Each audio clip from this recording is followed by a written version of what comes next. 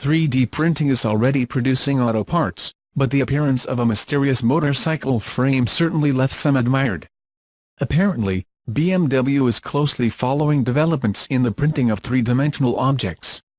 Its Research and Innovation Center in Munich already incorporates an additive manufacturing facility that produces some 140,000 pieces printed in 3D per year, for several departments of the group.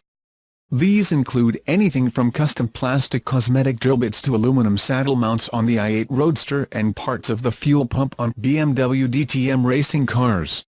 However, it is appropriate for a S1000RR 200 horsepower motor in a 3D printed box and a swing arm to take things to another level.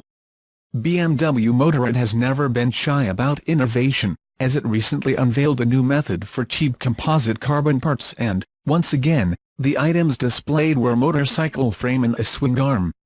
The search for alternatives to the archetypal metal chassis seems to be a priority issue for BMW. Unfortunately, although BMW is keen to emphasize how you can order your Mini with its name carved on the glove compartment cover, there is not a single word about this frame, not even what it's made of. Probably there is no problem when printing a complete picture that will have to break 200 horses. If you can hold on to a supercar, you can certainly deal with the S1000RR.